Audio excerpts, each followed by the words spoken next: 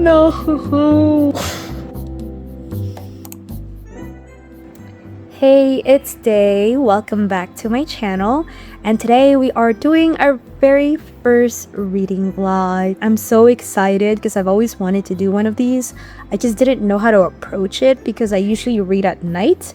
But I finally got some lighting around my bed. So here I am. My plan today is to just read currently reading series that I need to catch up on.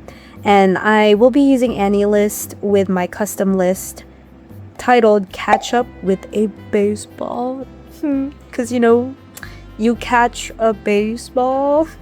The series that I chose as my first series to read today is Given.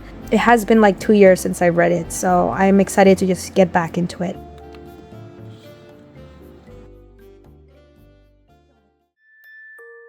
Okay, so for those who don't know what Given is about, Given is centered around our cast who are trying to make a living as musicians, but in the process face the challenges of unrequited love, past lovers, and the general woes of a lovesick musician. If I were to describe Given with a feeling, I would compare it to the feeling of the autumn wind, comforting in the slight chill of the changing season, but also occasionally harsh to the skin. And they slowly seep into your aching bones. Anyways, they're a band and they're all in love. So I'm doing a bit of rereading of the current volume, which is volume 6, to just catch myself up to like where I left off from. And I totally overlooked Shizu and Hiragi in this volume because I was just like dead set on wanting to know what happened between Mafuyu and Ue. But they're so cute. Now that I'm taking my time to reread it, I'm like, oh, why did I never pay attention to them? Because that's totally wiped from my memory, but paying attention now, so...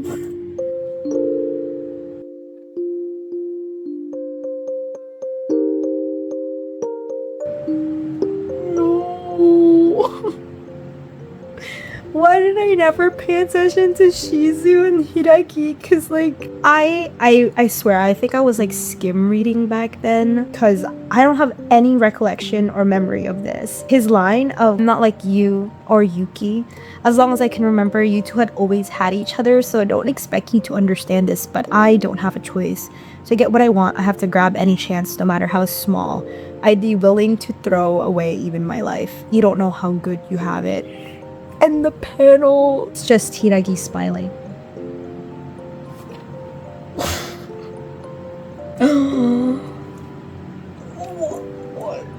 It's a good thing I'm rereading because I didn't know that either. I won't say it for the sake of spoilers, but I just flipped the page, and Yuki just has an impact.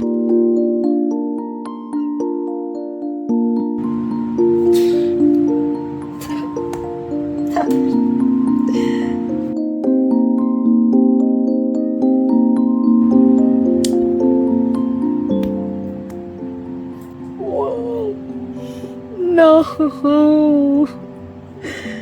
Oh. The translation is so funny. Okay, so I'm up to the part where Hiragi is like, you're in love with Yuki too. I've been feeling a little alienated. Right? Kind of releasing off some steam. Wait, no, Shizu said that. Then Hiragi is like, I gotta say something, silly, goofy, silly. And he's like, excuse me, where is he getting this from? How dare he presume to know how I feel? Get one thing straight, buddy. The bunny made me laugh. The confession. It came from like, get one thing straight, buddy. Like, square up to like, I'm in love with you. And he's just like, is that so?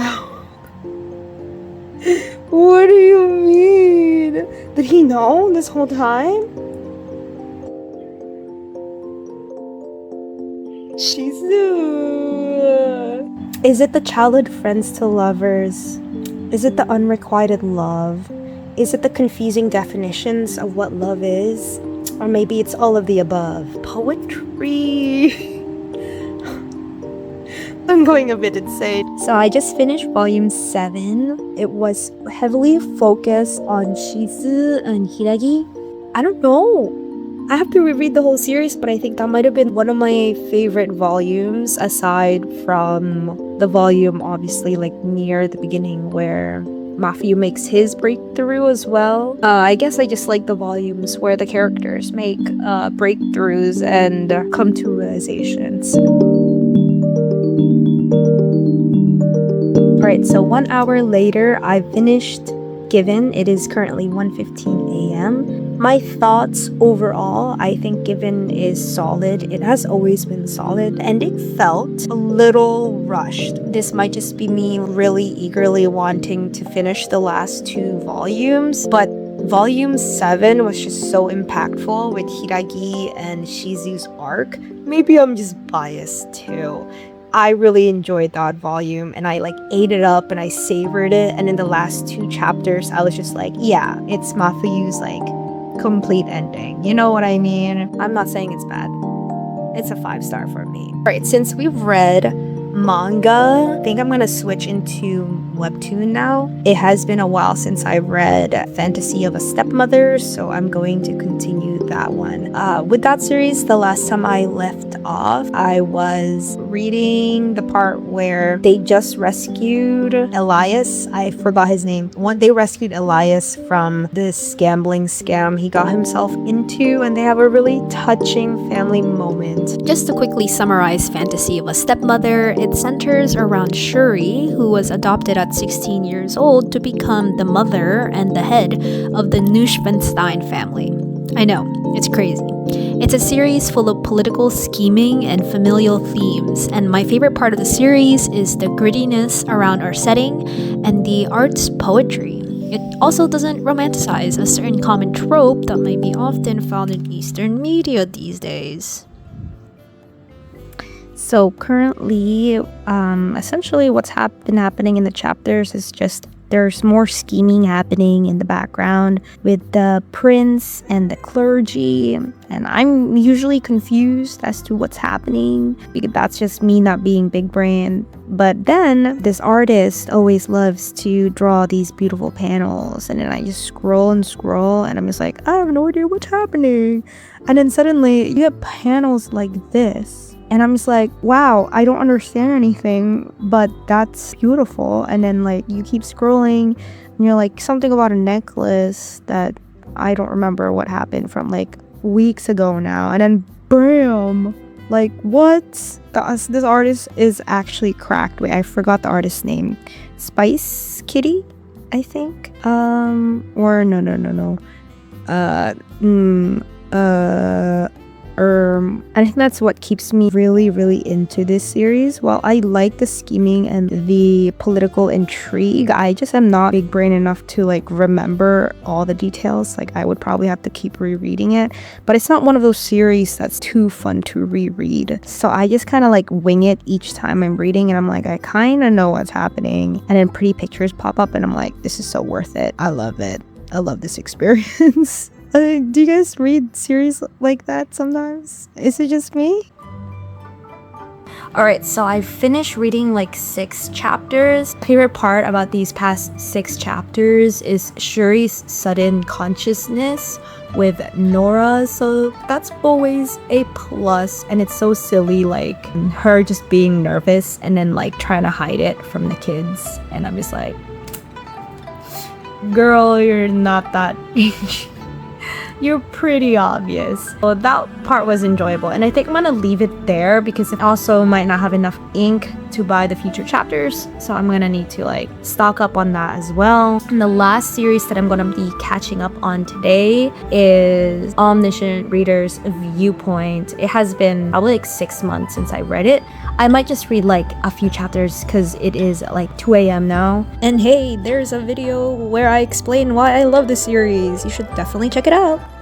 I'm in chapter 223, and he's making another comeback, and it says that the star stream is turning a blind eye. Does that mean he's not gonna be perceived? Probably need to do a reread for those who have answers. Is there significance to that sentence? Oh, I just went to the next chapter. It says the star stream glimpses your existence. Okay, so I thought he was gonna be completely invisible. Okay, I guess. Oh, it still turns a blind eye to your existence. I wonder what that means. I like the narration of this chapter. We've just found out that the story is sentient, and the narration is basically the story. There's probably like an actual term for the story. I'm calling it the story. I forgot its name. I really enjoy like the narration. His eyes, which darted about in panic, regained their composure, and his mouth, which hung in disbelief, closed silently. Really good syntax, whoever did the translation of this. Again, the meta commentary of this series of how readers influence a story, especially a web novel that's currently ongoing and still being written by the author, is so nice to read about. I'm so excited. We basically left off, I'm leaving off after chapter 224, and I'm gonna wait, chapter 224? Chapter 226, and we finally met the new character, to which I have been kind of hinted at by you guys. I'm excited to meet them and learn more about them. Like, Oravi is really one of those series that like anytime a new character pops up, I'm just like, yes, I want to know more. And that kind of wraps up for tonight's reading vlog.